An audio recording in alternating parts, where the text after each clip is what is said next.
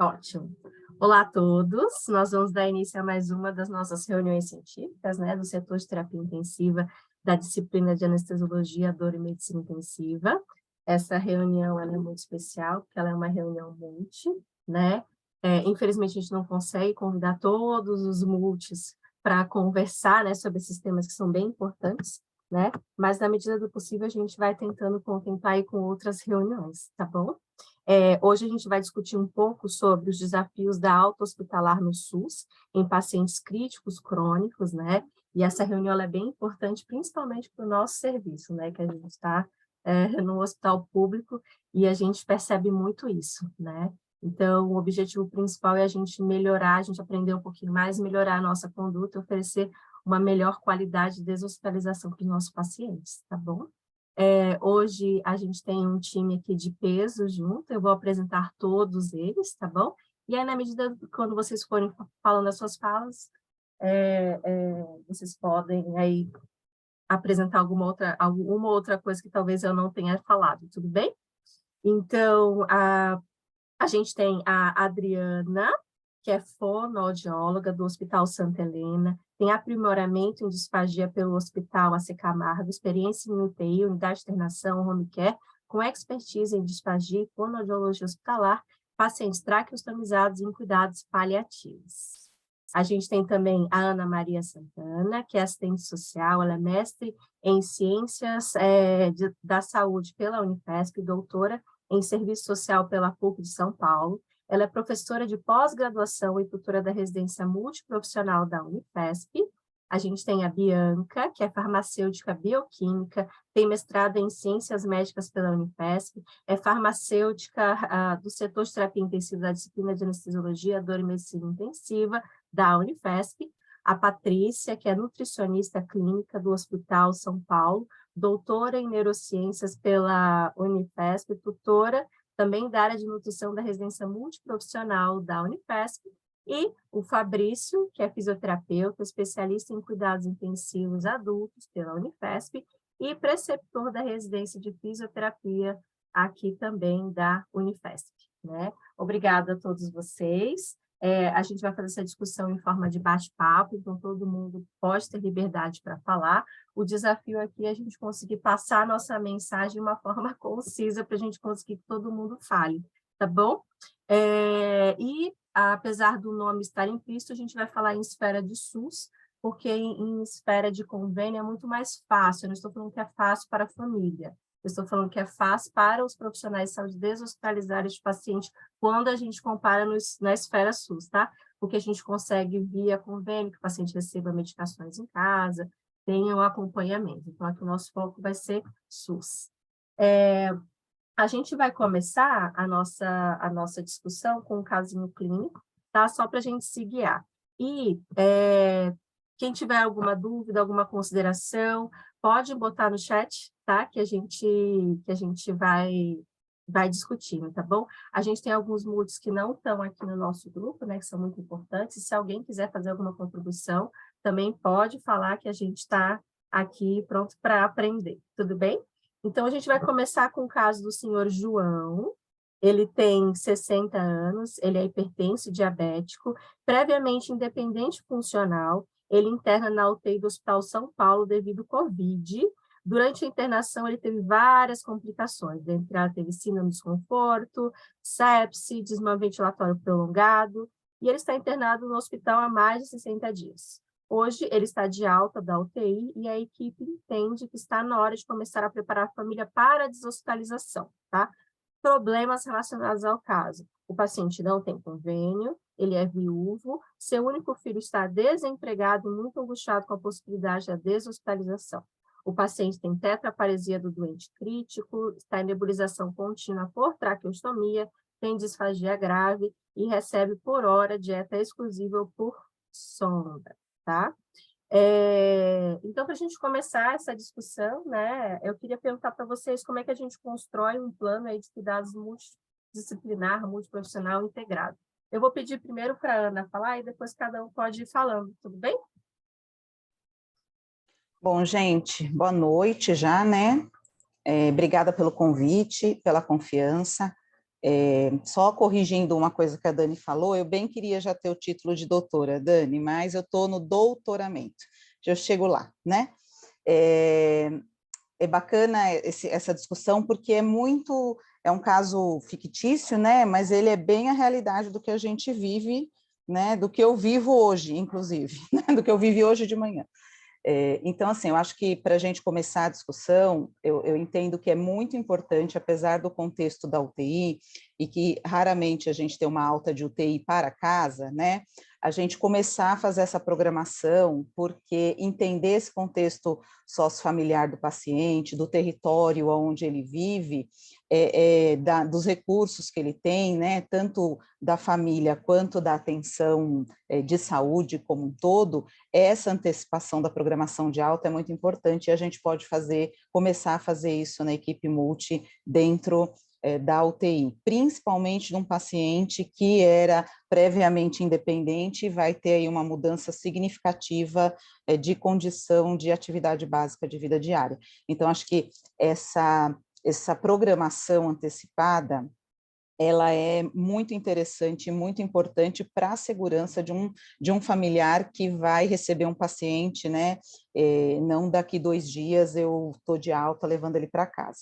Então, acho que essa é uma grande importância para a gente ter em mente de que essa articulação com o serviço social, ela ou na verdade, com a equipe multi, né? É que geralmente isso chega para o serviço social de forma bastante presente, né?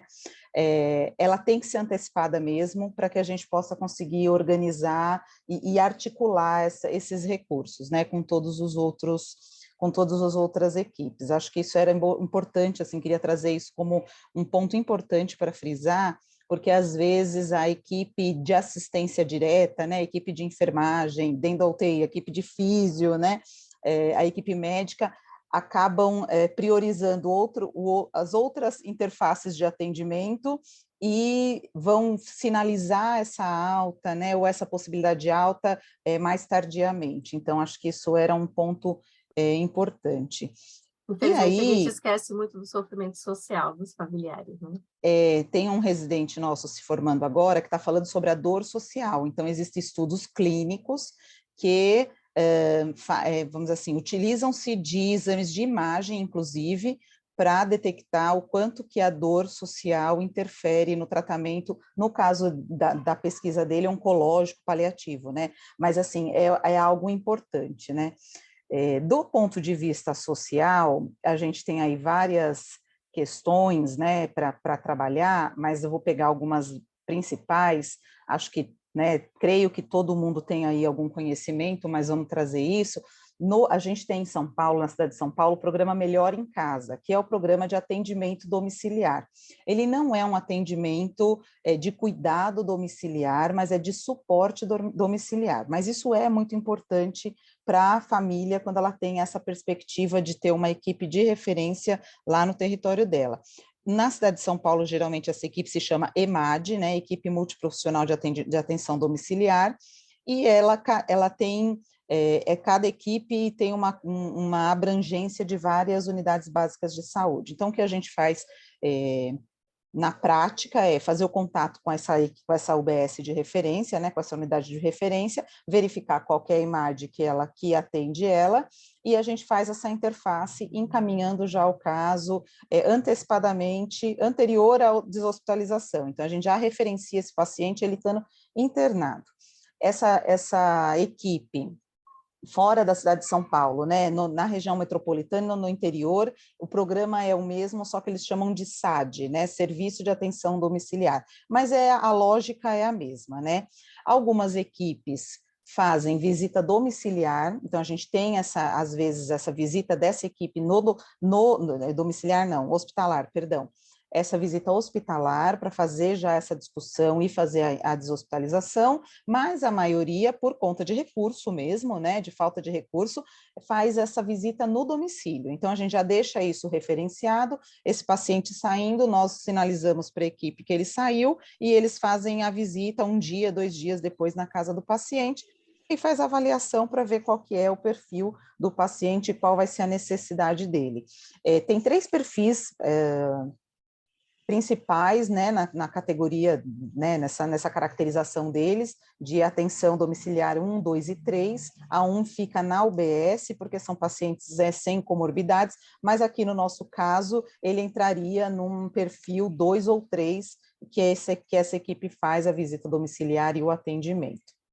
Eles têm um formulário próprio, a gente geralmente faz essa interface com a equipe, né? Quais são os principais profissionais que fazem essa caracterização, né? É a enfermagem, a equipe médica, geralmente físio e o serviço social, para fazer essa primeira abordagem, né, primeira articulação com o serviço, e depois eles fazem uma avaliação deles, né? Os insumos também que o paciente precisa, fralda, sonda, equipo, também essa equipe auxilia nisso, né?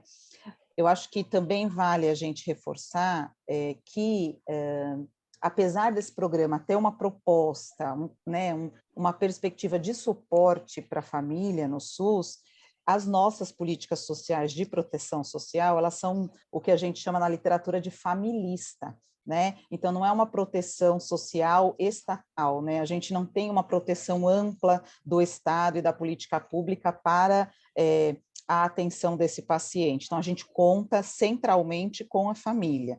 Então, isso é muito, esse foco na família é muito forte e é um dos princípios. A gente pega o programa, né? As diretrizes do programa, a premissa básica é que ele tenha um cuidador de referência. Então, tem que ter algum responsável, né?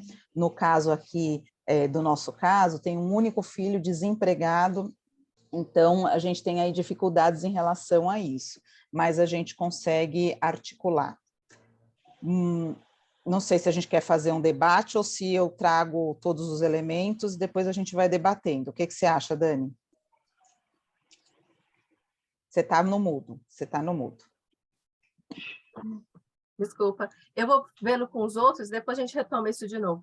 Pode ser? Combinado, Só para claro. todo mundo conseguir falar. Isso. Só uma coisa que eu queria falar sobre isso, só me corrija se eu estiver errada. Todos esses serviços de atenção primária são de esfera municipal, né? Então, isso vai depender da onde o paciente estiver residindo e também da disponibilidade de onde ele tem residência conforme o endereço do cartão do SUS, tá certo? É estadual, na verdade. No município de São Paulo, a gente tem, né, assim, que chama Melhor em Casa, programa Melhor em Casa, que é o EMAD, mas fora também do município, no interior e principalmente na região metropolitana, a gente também tem esses serviços. Mas o que acontece? Vamos supor, num município como Carapicuíba, eu não tenho várias equipes de atendimento, é uma equipe para o município inteiro. Em São Paulo, a gente tem várias equipes por conta da população mesmo, né? Mas é regionalizado ali. Tá. Fabrício, você quer falar um pouquinho da parte da FISE? Quero sim, achei muito importante essa fala da Ana. A gente acabou de ter um caso aí, né, Ana, que a gente discutiu juntos sobre indicação de BIPAP, e eu acho que essa situação desse paciente, como tantas as outras, nos mostra o quão é importante nós mesmos na UTI prepararmos um plano terapêutico singular para esse paciente, né? A Ana nos trouxe que ele já enviou antes mesmo da alta desse paciente, então nós podemos sim, nos reunir e colocar quais são as demandas desse paciente para que eles já consigam suprir e se preparar, né, nesse programa, que, como ela disse também, inclui a fisioterapia. No caso desse paciente, que ele tem uma tetraparesia do doente crítico, ele se enquadra no paciente com impossibilidade de locomoção, o que garante também o atendimento da fisioterapia através desse programa em casa.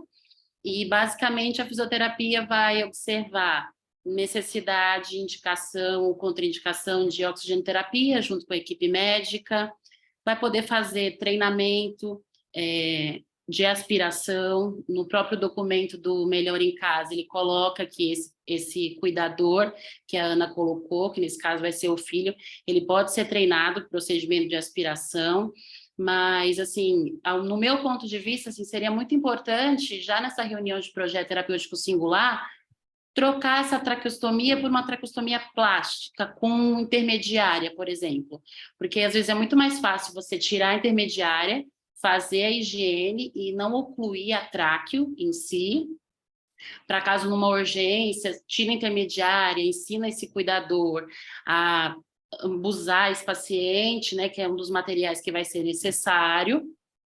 Além disso, a reabilitação física, ela é, como diz o tema, desafiadora, porque ela é uma conduta que vai precisar de tempo, né? Vai ter a gente tem essa visita no Melhor em Casa, mas dependendo do caso, algumas profissões realizam mais visitas a esse paciente, e no caso da fisioterapia motora, né, vai precisar realizar, né, porque para esse paciente recuperar a força muscular, para esse paciente recuperar a capacidade cardiovascular, para ser mais tolerante ao esforço, recuperar a força muscular inspiratória, porque às vezes ele está ficando cansado por fadiga muscular, então ele vai precisar sim de mais atendimentos.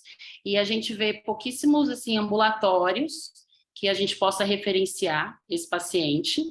Então a gente tem esse programa basicamente, e a gente tem programas de pós-graduação, programas de pesquisa com reabilitação, onde esses pacientes são colocados, diferente de outros países, que já existe ambulatórios de paciente pós-UTI para recuperação de funcionalidade, né, que 25% desses pacientes que vão de alta da UTI evoluem com esse problema aí de funcionalidade, de conseguir locomoção, de voltar à sua vida regressa, realizando as suas atividades de vida diária.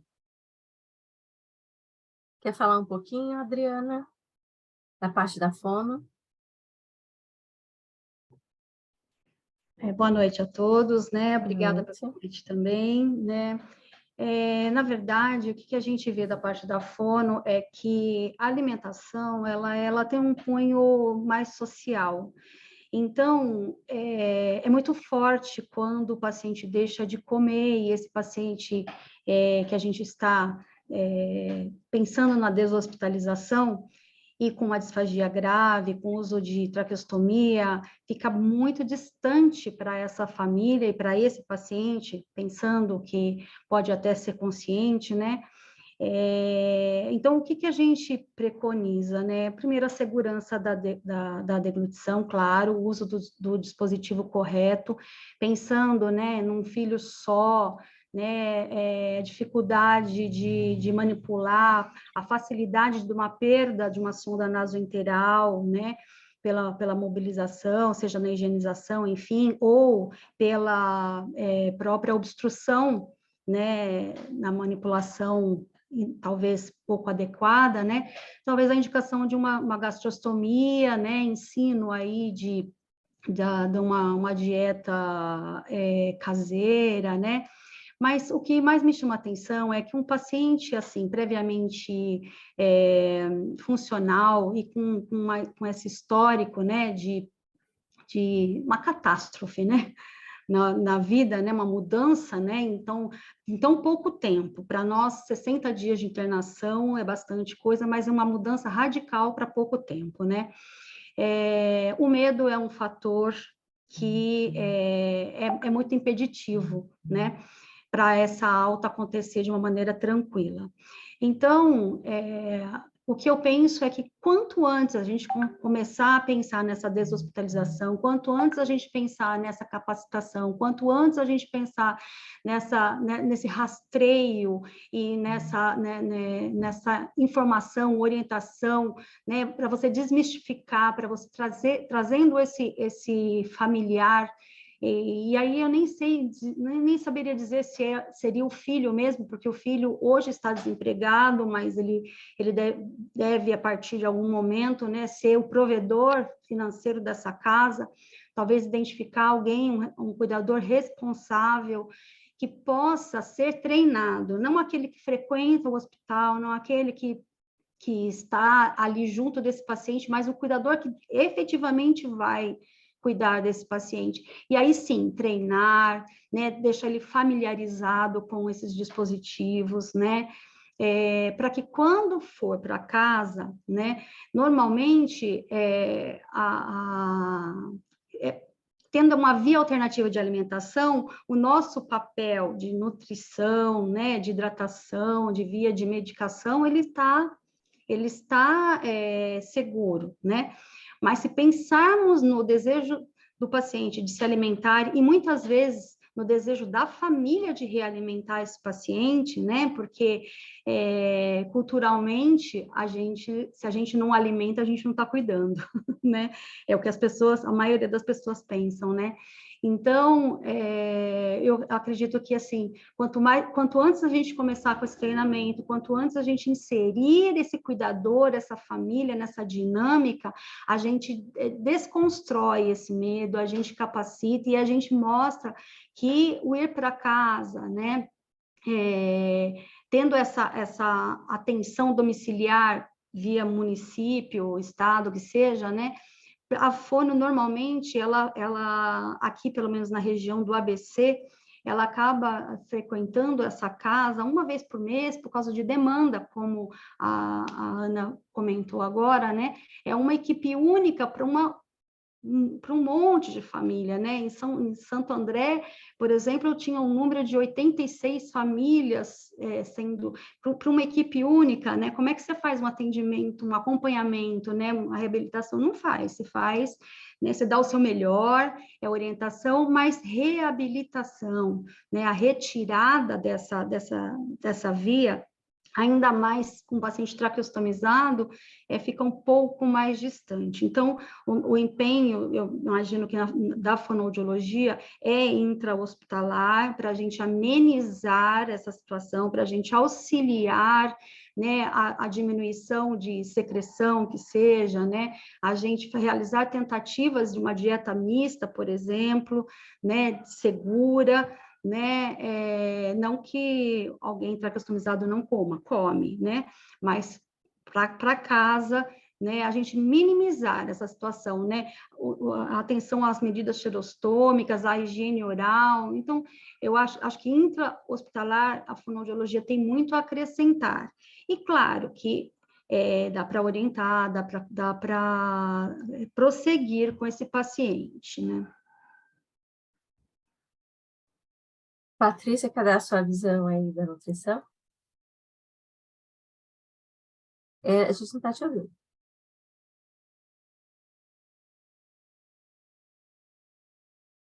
Não estamos te ouvindo ainda. Não está ouvindo. Você quer ir falando, Bianca, enquanto isso? Bianca da farmácia. Oi, gente, boa noite a todos. Obrigada pelo convite. Dani, é um prazer dividir essa conversa aqui com profissionais tão capacitados que a gente divide as angústias da nossa rotina aí. Com relação ao medicamento, eu acho que o nosso trabalho começa bem antes, né? E eu vou retomar a fala da Ana e da Adriana, de pensar num processo, né, de alta, né? E não na alta como um momento, né? Aqui a gente está na terapia intensiva, então para a gente parece isso mais distante, né? Mas o paciente vai, depois daqui, vai para a enfermaria e esse tempo pode ser curto, até de fato ele ir para casa.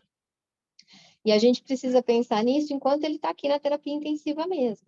E com relação ao medicamento, nesse caso que você citou, Ana, Dani, esse paciente, ele tinha comorbidades prévias já, né? E a parte do nosso trabalho é fazer essa conciliação, nessa conversa com a família e até com o paciente, se for possível, e entender qual era essa relação dele com a doença de base que ele já tinha e com a medicação.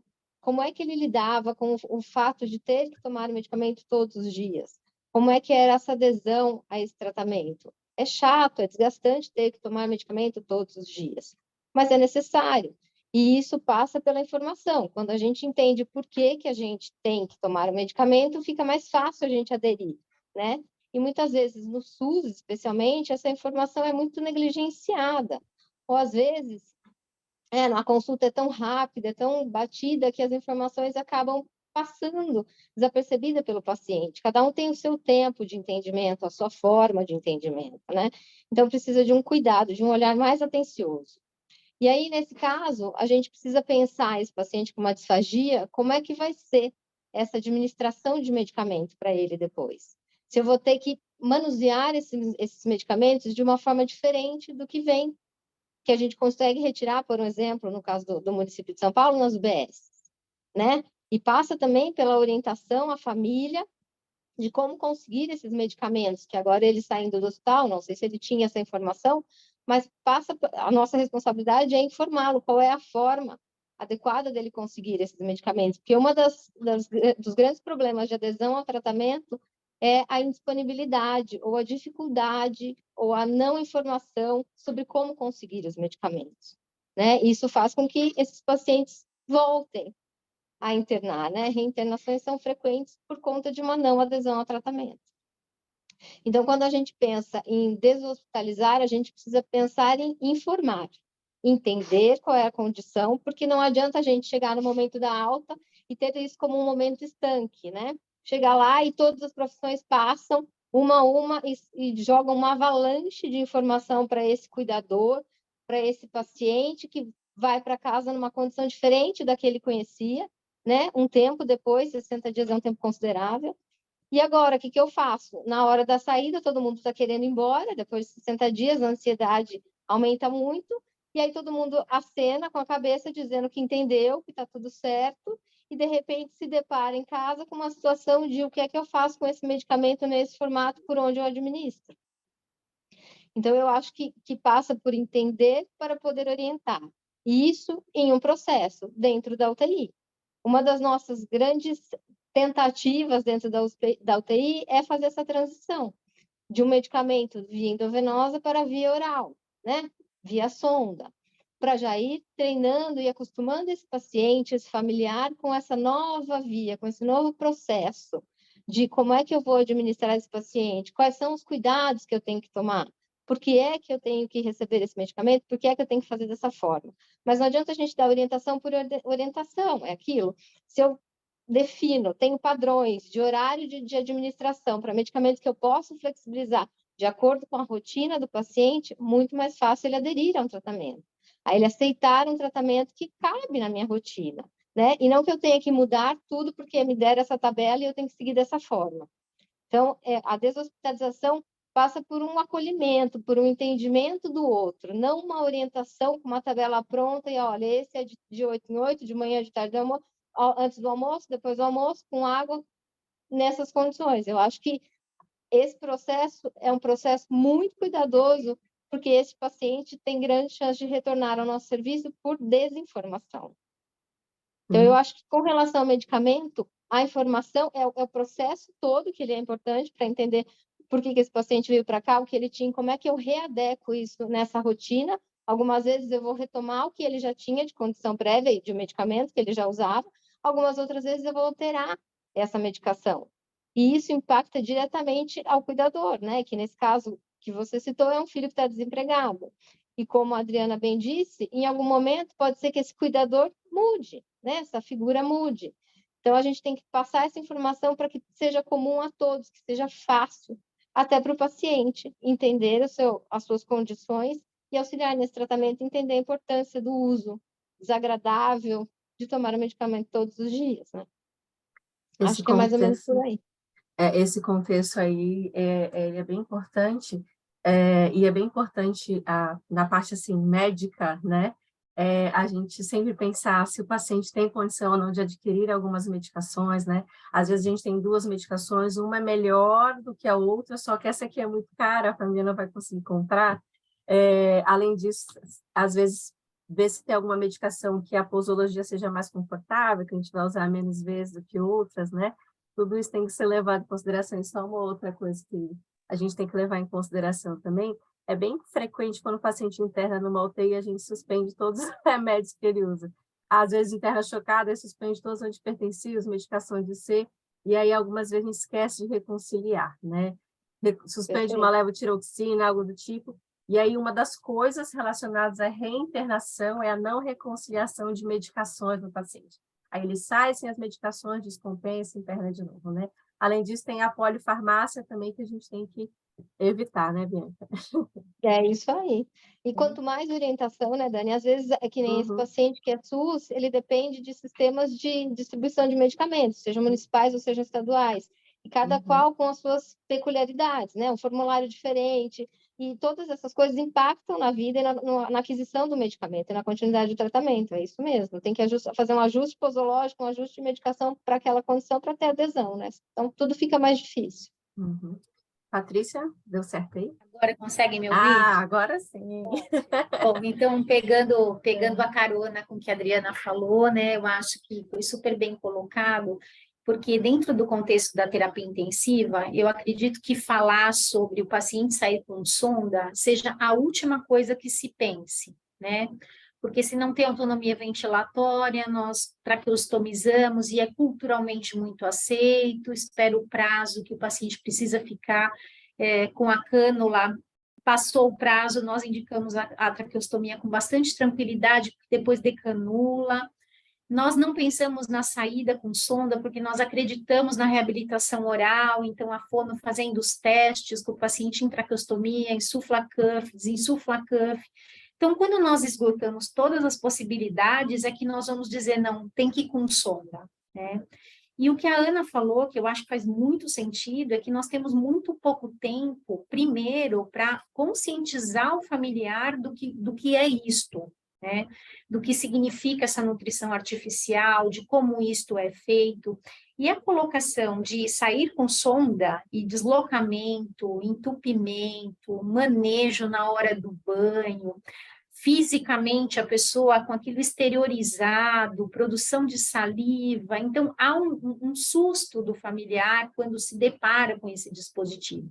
Embora a traqueostomia venha nessa mesma linha, é um entendimento de que por ali a pessoa respira, né? Então tem todo um cunho de que é salvatório, e com a sonda é quase que punitivo, né? Não consegue comer por via oral, tem que ficar com essa sondinha, incomoda a todo mundo, né? Então, acho que o intuito de pensar quando o paciente não a reabilita via oral, quando sai da terapia intensiva, sem a condição de reabilitar, já seria o caso de fazer indicação de via alternativa.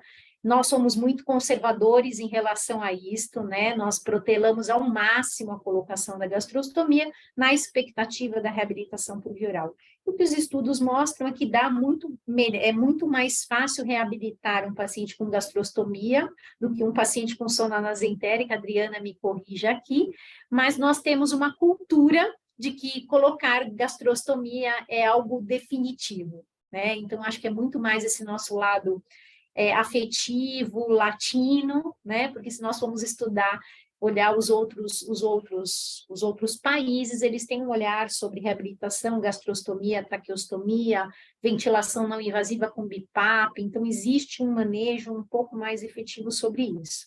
Ir com sonda para casa não demanda só a questão do dispositivo, mas também do que vamos utilizar em relação à dieta. A alimentação caseira não infunde em sonda nasentérica de calibre 12. 20 dias essa sonda entope e nós temos toda a problemática de repassar a sonda, voltar com o doente para o serviço de saúde. Então, tem toda uma preocupação que nós acabamos esquecendo quando nós mandamos para casa com sonda, né?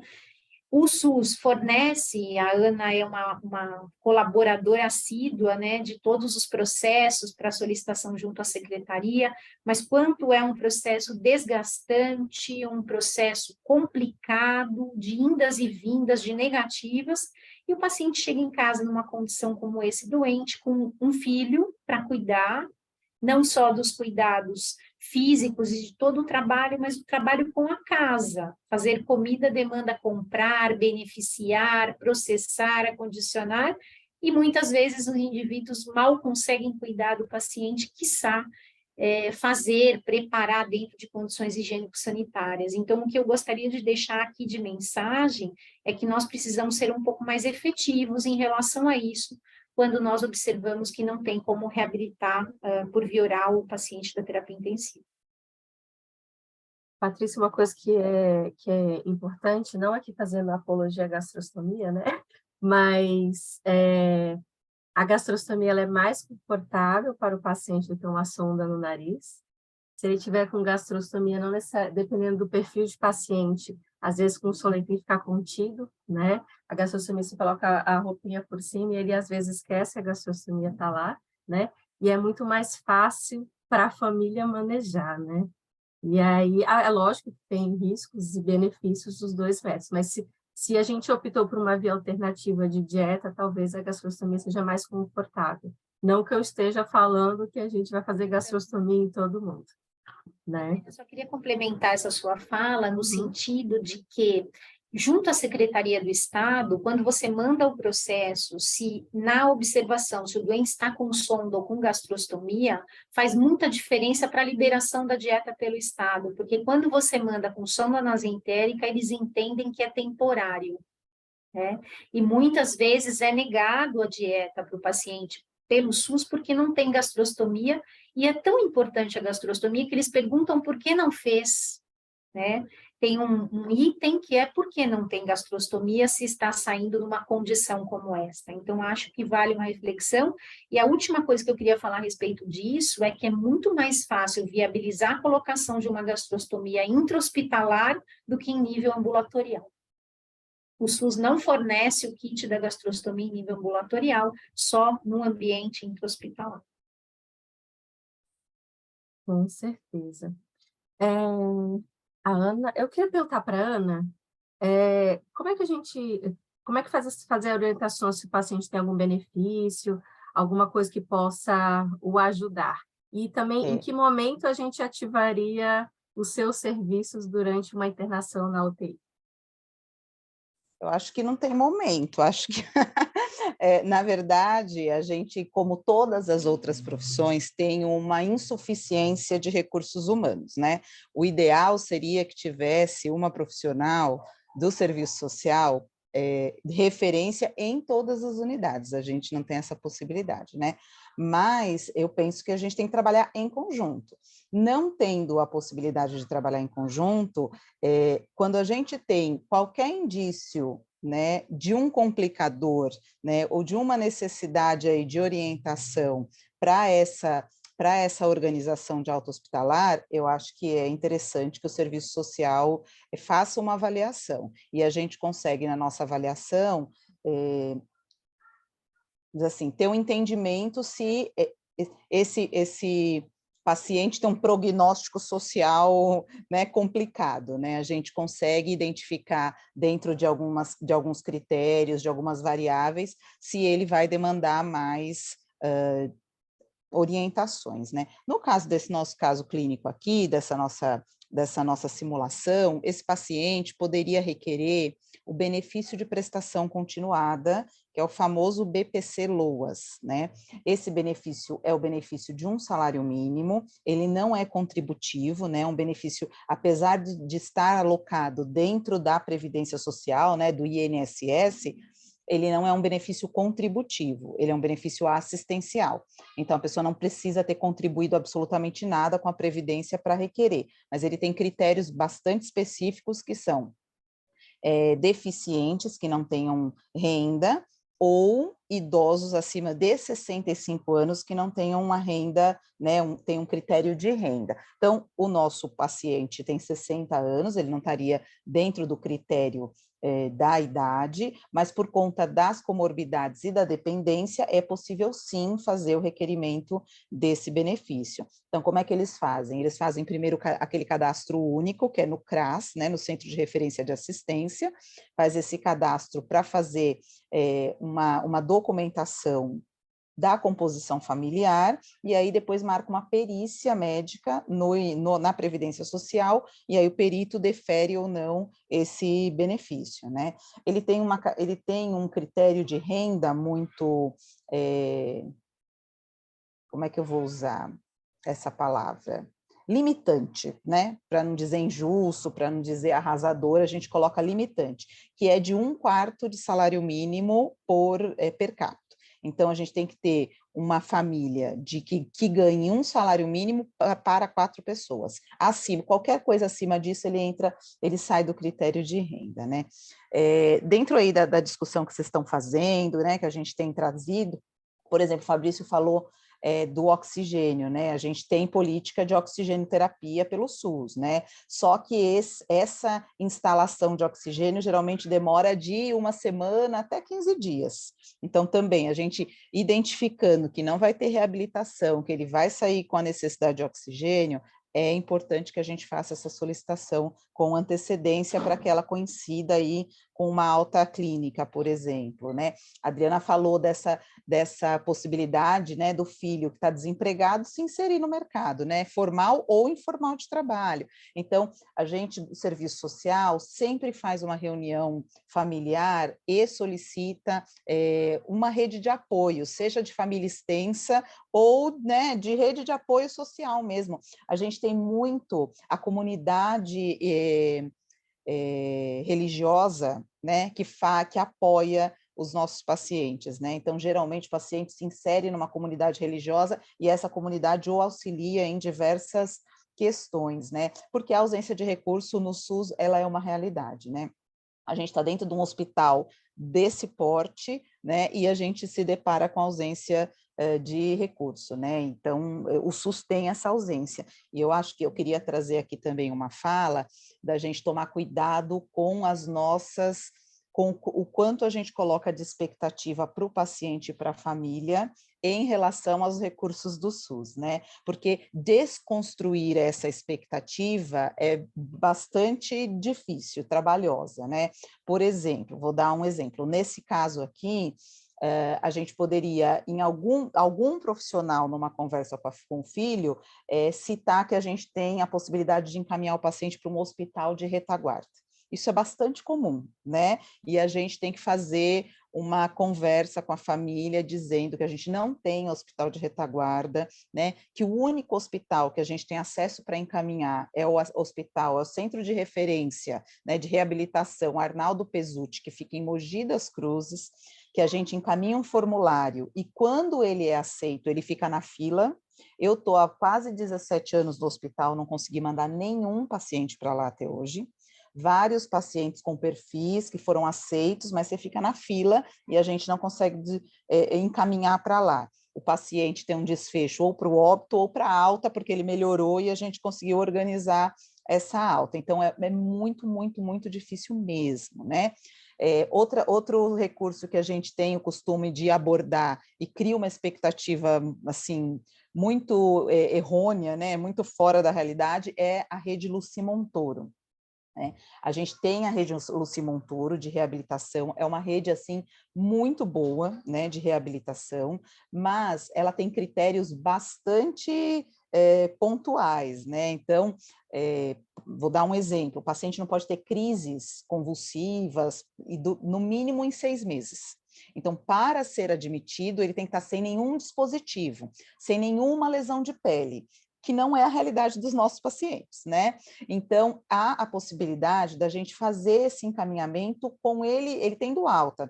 Tivemos um paciente hoje que teve alta numa unidade de internação e a gente vai encaminhar para o Luci Montoro. Mas, assim, é bastante complicado, porque a gente fala Luci Montoro, eles vão na internet pesquisar e o Luci Montoro tem um hospital de internação, para internar, para reabilitar.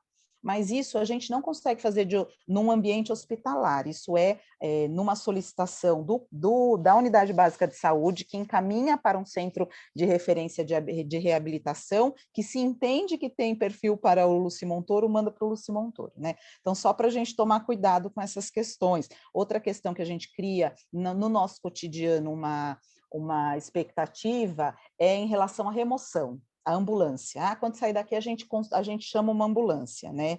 Então, não sei se todo mundo tem a consciência, desde o ano passado, do ano de 2021, na verdade, a superintendência cortou a remoção do Hospital São Paulo. A gente não tem mais ambulâncias para fazer a remoção do paciente, mesmo paciente acamado, mesmo paciente com oxigênio, por exemplo, né? A gente tem uma dificuldade. Qual que é a orientação? A orientação é que o serviço social solicite para o município, que no caso do município externo, mesmo Osasco, eu ligo no município, na secretaria, eles vêm buscar, a gente não tem nenhuma dificuldade com isso, tá? Às vezes tem uma dificuldade, não consegue vir hoje, vai vir amanhã, mas assim, não tem uma dificuldade. Mas em São Paulo, a gente tem uma dificuldade muito grande. Primeiro é do estranhamento, como é que o Hospital São Paulo está ligando na UBS para pedir uma ambulância para fazer a alta do paciente. Isso já vira um empecilho, né? O outro é a insuficiência. A gente está falando de uma ambulância que é disponibilizada para as altas, para as consultas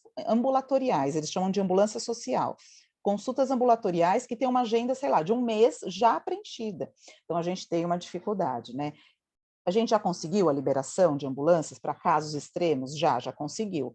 A equipe médica solicitando, né, diretoria, né? Mas a gente não tem mais um fluxo para isso. Então, também é algo que a gente precisa tomar cuidado. Acho que é isso, para a gente para esquentar um pouquinho de novo. Eu queria perguntar do Fabrício se é possível BIPAP em SUS.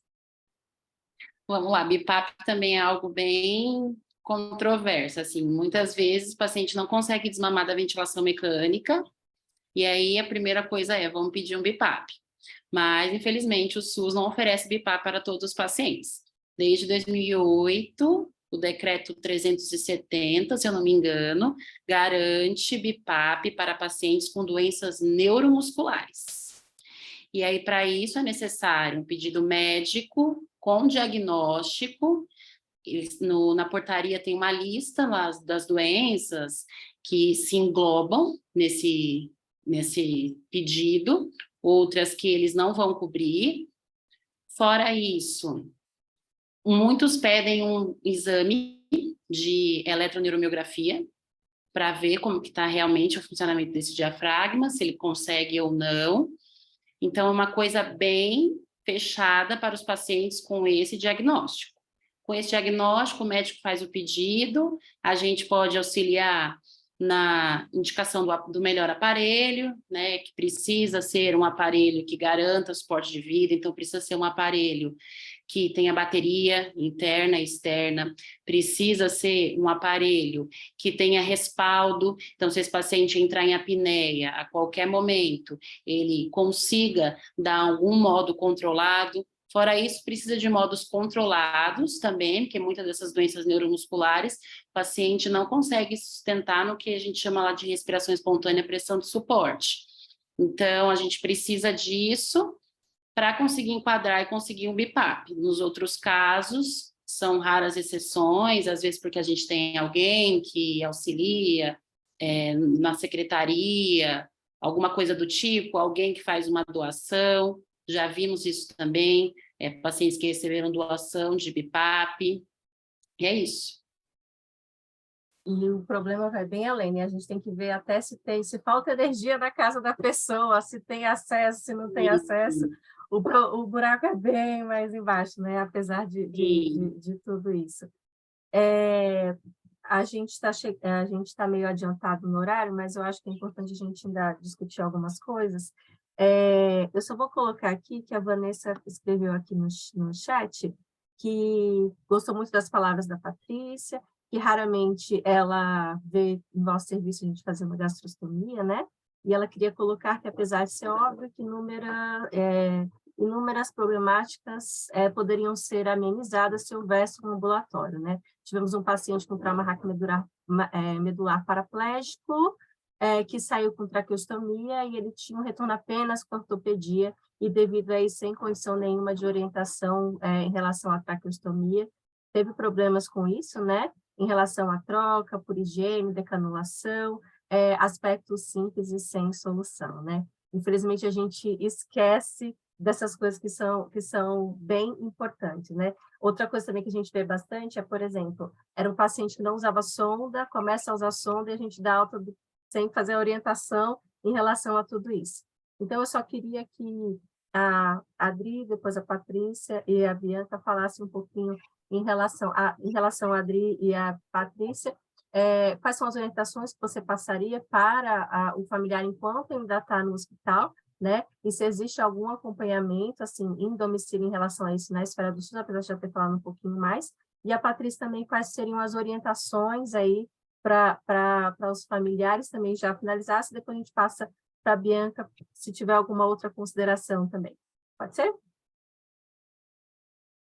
Então, Em relação à via alternativa de alimentação, é importante que essa conversa com o familiar, além dele ficar mais familiarizado com o dispositivo, ela precisa ser anterior, porque até para a liberação da dieta via município, né, requer um tempo para liberação, né? Então, entra-se todo com formulários, com papelada, com solicitação, demora aí sendo otimista, 30, 40 dias para essa liberação dessa dieta via SUS, né? Então, precisa ser feito. Orientação básica da fono, né? A gente só vai identificar a possibilidade e a impossibilidade de via oral de alguma forma. Às vezes, esse paciente vai sair com o dispositivo, mas tem condição de receber aí minimamente um volume, né, de uma dieta de menor consistência e de menor risco aspirativo, né? Pode ser para conforto, para prazer, ou mesmo substituindo uma das refeições, né? Por isso que a importância do trabalho em conjunto, né, com a equipe multi mesmo, né? Porque um depende do outro, não tem como, né? E aí os cuidados básicos, né? De elevação de decúbito, né? A elevação mínima, principalmente, né? Porque muitos pacientes sentem dor por causa de síndrome de imobilismo, né? Não querem ficar mais elevados, pedem para deitar rapidamente, ficar mais deitados, e isso tem um grande risco, né, de broncoaspiração por refluxo mesmo, né? Além, se a gente pensar na sonda nasointeral, dessa mobilidade mesmo, né? Então, basicamente, seria isso. E a gente também orientaria, né? Se pode, se não pode, o que pode. E uma coisa muito importante, né? Que a gente acaba, por causa da correria dos hospitais, né? E aí eu coloco público e privado, né? Claro que o público que hoje eu trabalho é um pouco mais próximo do público, né? Do serviço público. Então, a gente vê, assim, falta de funcionários ou muitos pacientes para o mesmo funcionário. Fala um pouquinho sobre a higiene oral, e isso orientaria bastante, né, os familiares. Por quê? Porque a higiene oral, ela é o começo de tudo, né? Quando você higieniza bem essa boca, você facilita, você melhora a sensibilidade dela, você favorece o reflexo de deglutição, né? E isso vai trazer um impacto no quadro secretivo do paciente, você diminui também frequência de aspiração, né? Então, pode diminuir insumos, pode diminuir número de aspirações, enfim, é uma infinidade de coisas, né? Além, claro, de ser porta, né, de infecção, né? Então, na minha orientação, entra também a questão da higiene oral, a importância, né? Por manter higienizado, pela sensibilidade, pela facilitação aí favorecimento, né? De aumento da frequência de deglutição também. Patrícia? Tá fechado o áudio, tá? Bom, então, acho que o que a Adriana colocou, né, em relação à orientação de higiene oral, tomando esse caminho, pensando um pouco o que orientar. Acho que uma coisa importante para orientar para o paciente é que o método, a forma de administração da dieta em casa não é igual ao do hospital, né? Eles vêm no hospital, muitas vezes não é a condição do nosso serviço, mas o paciente vê uma bolsa pendurada, correndo numa maquininha que controla a vazão, ou vê o frasco infundido, correndo. Nós vamos ter que explicar que em casa, se a dieta for caseira, você não consegue colocar a dieta caseira em frasco, infundir um frasco e equipo gravitacionalmente, porque não tem vazão. Então, nós precisamos começar dizendo que muda a forma de acontecer em casa. Acho que esse é o primeiro ponto. O segundo ponto é explicar à família que o hospital não fornece. Isso é um outro problema, porque quando chega na hora da alta, ele diz, mas e para hoje? O que eu vou fazer? Às vezes acontece num sábado, à tarde, que o paciente sai de alta e diz, onde que eu vou comprar? Frasco, equipo, seringa, né? Então, a importância dessa programação para a pessoa ter os insumos para começar o preparo. E a terceira coisa, nós temos que orientar desde como preparar, né? Então, requer um certo entendimento, muitas vezes a dificuldade de comunicação, porque às vezes é o primeiro momento em que a nutricionista vai abordar esse assunto, né? Acho que nós aqui, eu e Ana, já passamos por algumas situações bem peculiares em que diz o paciente está de alta hoje, você tem que subir para explicar desde como prepara, condiciona, onde compra, como infunde, se perdeu, o que acontece, né? E a hora que você começa essa explicação, a pessoa já tem, o cuidador já tem aquela sensação, isso vai ser muito difícil, né? E já não escuta muito bem o que você tem a dizer. Então, eu acho que essa orientação tem que acontecer a partir do momento que a equipe decidiu que o doente vai com sonda, tem que fazer uma educação continuada com esse familiar. Mostrar como infunde, mostrar o que é a sonda, onde está alocado, como que faz em casa, pedir que ele busque, hoje em dia existem muitos tutoriais para isso, que ele busque essa informação, né, que ele busque onde vai comprar, preços melhores. Então, nós temos que orientar desde como preparar, o que comprar, como acondicionar, e, por fim, fazer o pedido para a Secretaria do Estado, que requer, como a Adriana falou, tempo, e dependemos da diretoria do hospital, das relações públicas, dos documentos, né? Uma série de coisas que não dá para fazer no momento da alta. Então, acho que antecipar isto seria um caminho muito interessante para que fosse efetivo, porque a hora que ele sai da porta do hospital, começam os problemas em relação à alimentação. Eu acho que isso é um cuidado que nós deveríamos ter durante a internação e a definição de que vai sair com sono. Cuidado até, orientação básica, até de lavar a sonda depois de medicação, para evitar que ela obstrua, né? Tudo isso. Essa orientação, por exemplo, de medicação fica com a enfermagem, né? Só que vem a pergunta, como dilui, quanto põe, vai pela mesma via, mas ele vai tomar o remédio, não vai infundir o remédio. É uma coisa tão simples, mas existem pessoas que levam a entender o que é infundir, quando você fala em alimento. É até uma questão de entendimento mesmo do que vai acontecer a partir de então. Bianca, você quer falar alguma coisinha a respeito disso? Quero sim, eu vou na mesma linha da Pátia e vou seguir a fala. E eu acho que é bem isso. Com relação à medicação, é a mesma coisa com relação à nutrição.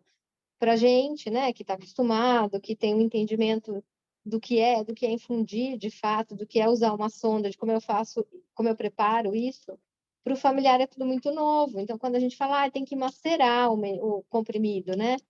Macerar, o que diabo é isso? Como é que eu faço isso? E é uma ação que ela é primária, ela é básica, mas do nosso entendimento, da nossa prática, né?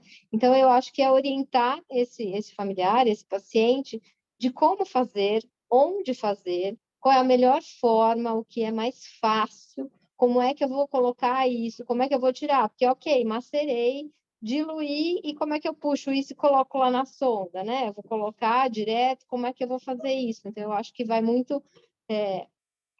corrobora muito com o que a Paty fala, da gente demonstrar mesmo, né? De mostrar na prática o que é que ele vai ter que fazer, como é uma administração, seja de medicamento, seja de nutrição pela sonda, né? É um dispositivo novo, né? Que muita gente nunca manejou, só viu, mas nunca sabe, não sabe de fato como é que faz aquele manejo, né? E de forma mais adequada, segura, a higienização das mãos sempre, né? Pensando que é um dispositivo que pode ser uma via de infecção para esse paciente que já está cheio de complexidades numa rotina nova após a hospitalização. Então, eu acho que é nesse sentido, de não fazer essa alta abrupta e uma avalanche de informação sem, de fato, orientar, né? Explicar, mostrar e tirar dúvida, porque pode parecer muito simples para nós, que estamos habituados, mas para quem vai receber isso em casa, não tenho nem um material, um pote onde eu possa fazer isso de uma forma segura, né? Um pote plástico, como é que eu higienizo isso, como é que eu faço? Eu não vou ter um medicamento só para macerar, provavelmente, eu vou ter 2, 3, eu faço tudo junto, eu faço separado, qual eu faço primeiro? Eu acho que são essas orientações que são bastante importantes nesse momento. O óbvio tem que ser dito, né? Só complementando, doutora, a importância, né, da equipe médica também estar atento à medicação que vai ser indicada, né, para casa, para que também não venha obstruir. A gente sabe que tem várias medicações simples que acabam obstruindo a própria sonda, né? Então, isso a gente vê, eu trabalhando dentro e fora do hospital, a gente vê que a família parece que entendeu, mas quando chega em casa, por causa da correria, o medo, passa o remédio, vai, corre, fechar uma porta, vai, não sei o quê, quando volta para passar a água que limpa aquela sonda, né? Já era, né? Aí já encontra resistência, né, na sonda, e aí já complica um pouco, né, para desobstruir, né? Então, acho que é importante também esse detalhe, né, do próprio receituário. Dentro do hospital, a gente tem esse controle, porque a própria farmacêutica vai, doutora, né, mas em casa, né, eles precisam ter essa clareza também para que outros médicos, de repente, que passarem, de repente, não tenham o mesmo cuidado, né? Então, Posso só fazer pode falar, pode sim. só para complementar, que eu acho que é muito ilustrativo e como demonstra o quanto às vezes nós não alcançamos de fato a necessidade da pessoa. Lembro que numa alta de um paciente do hospital, tem uma parte da orientação da dieta caseira que nós explicamos sobre o preparo do alimento, sopa, suco, fruta, enfim. E foi orientado sopa. O paciente voltou ao ambulatório muito emagrecido depois da alta hospitalar e foi abordado, né? A senhora está fazendo como a sopa? Ela disse, eu ofereço Vono, né? E aí nós ficamos assim, por quê? Porque Vono é sopa. Ninguém disse que ela não poderia usar uma sopa industrializada. Para a gente isso é uma coisa tão simples, né? Tem que preparar com carne, verdura, legume. Ela deu Vono, comprou o saquinho, diluiu e dava Vono na hora de dar a sopa. Então, essa nossa compreensão sobre o que nós dizemos e o que as pessoas entendem, eu acho que é um treino muito mais nosso do que a pessoa se esforçar para entender. O quanto nós precisamos nos aproximar, sair dessa nossa condição de trabalho clínico e olhar para a educação mesmo, o que eu falo e o que a pessoa entende. Então, acho que esse é um exemplo que fica bem claro da dificuldade de expressar o que tem que fazer. É uma comunicação assertiva, né? Com empática, certeza. né? Uma linguagem simplificada, né? E a importância da gente, assim, ter paciência, repetir, né? Já falei 10 vezes, mas falar de novo, não é? Até que isso se torne comum, lugar comum. E, na verdade, são muitas orientações, né? Se a gente for olhar, eles saem com um caminhão de coisas novas, né? Então, é muito importante mesmo. Para finalizar, uma coisa que é bem importante que a gente acabou não falando aqui, é sempre importante que a gente faça aí uma reunião com essa família, né? Para a gente alinhar expectativas do que encontrar para frente. A gente sabe que sair com expectativas desalinhadas é uma coisa que aumenta muito o estresse, depressão e ansiedade aí nos familiares e no próprio paciente, né? Então, falar que as coisas vão ser diferentes, entender esse contexto já ir de forma multidisciplinar, explicando para essa família como é que vão ser as coisas, e se a gente sabe que tudo isso é um processo muito demorado, né, como a Ana falou e todo mundo disse aqui nessa discussão, se antecipar, né? Então, já ir fazendo todo esse acolhimento e tudo isso. Outras coisas importantes também, que também já foram ditas aqui, é de na alta já engatilhar retornos, orientações, que também é algo assim, você já não ter esses encaminhamentos, também aumenta a chance de rehospitalização, né? E aí eu queria, então, finalizar, pedir só para cada um, se quiser só falar uma palavrinha aí de despedida, e aí a gente finaliza, tudo bem? Quer começar? Ana, Fabrício, Adriana, Patrícia e Bianca, e a gente finaliza. Gente, só agradecer, porque esse momento, assim, é ímpar, é rico, né, é potente, e acho que congrega o nosso desejo de melhor assistência ao paciente. Então, se a gente está por esse ideal, né, por esse objetivo, a gente tem aí missão cumprida no sentido de estamos caminhando para que isso aconteça. Então, parabéns aí pela iniciativa, fico à disposição, né, sempre aí no hospital, ou Adriana, fora do hospital também, viu? A gente troca. Obrigada, viu? Fabrícia. Também gostaria de agradecer dizer que a gente passaria horas e horas aqui, tem muitos pontos a ser abordados, mas que foi um pontapé inicial, que é muito importante essa conversa aqui e no nosso dia a dia, para que esse paciente consiga ser melhor assistido na sua alta. Pri, quer falar alguma coisa? Depois a Patrícia e a Pri. Eu? Olha, muito obrigada, viu, pela oportunidade. Foi um prazer enorme estar com vocês aqui, né? E cada vez fica mais clara a importância, né, da equipe multidisciplinar funcionar como uma engrenagem, e a gente está no caminho de aperfeiçoamento disso, né? Acho que quanto antes a gente começar a enxergar, não como como uma responsabilidade compartilhada mesmo, e não cada um lutando pelas suas metas, né, paralelamente, a gente vai encontrar, né, uma facilitação em todo esse processo, na qualidade de vida desse paciente que vai deixar o hospital, e a gente também vai diminuir o tempo de internação, né, aí possibilitando o giro de leito, que é tão importante, né? Porque um paciente que não sai de uma ponta interfere lá no PS, né? A gente sabe que aí outras pessoas deixam de ser acolhidas, ser atendidas, né? Então, muito obrigada, estou à disposição também, sou a menorzinha de vocês aqui, mas feliz por estar com vocês. Obrigada, viu? Não é a menorzinha, não, tá?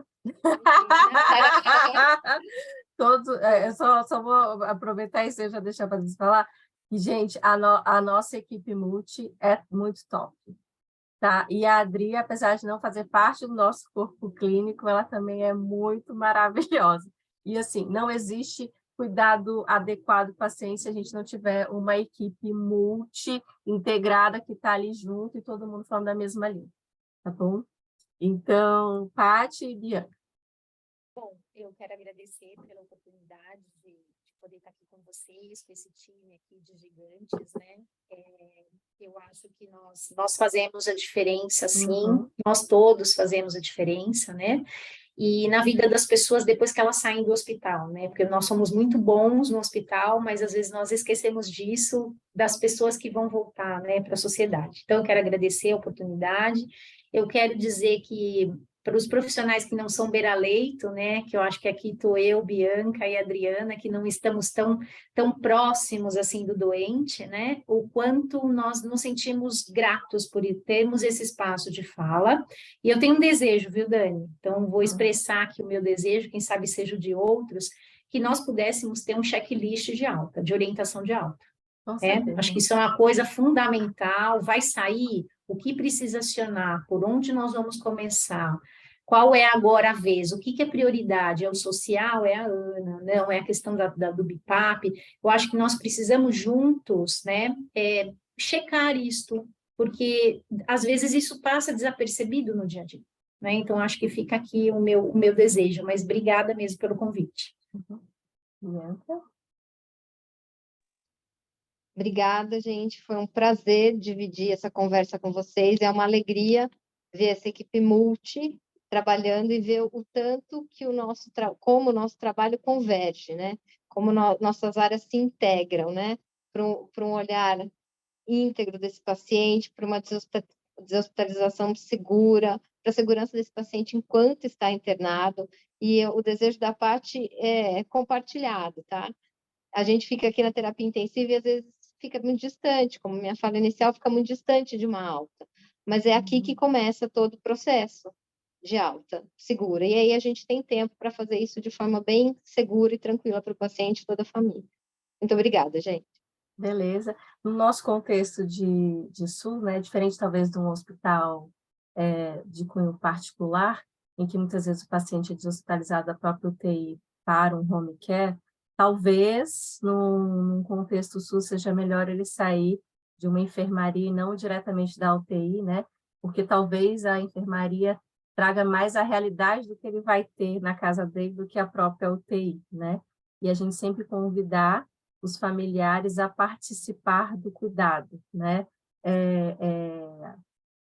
A ajudar a trocar uma dieta, às vezes, acompanhar um banho, até porque ele vai precisar fazer isso em casa, né? Então, são coisas que a gente pode fazer. A só a Ana falar que ela está pedindo e a gente finaliza, tá bom?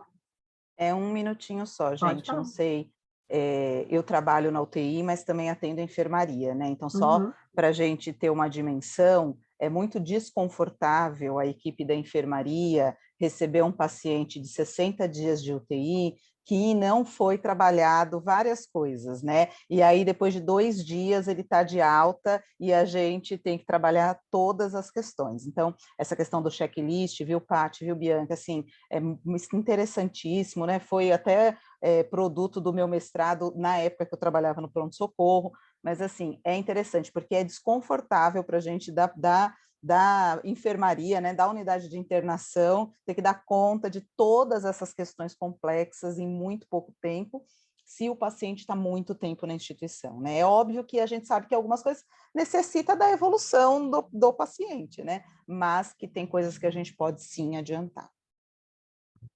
Então, é isso. Obrigada, gente. Obrigada a todo mundo que participou. E seguimos aí na luta, né? Muito obrigada. Tchau.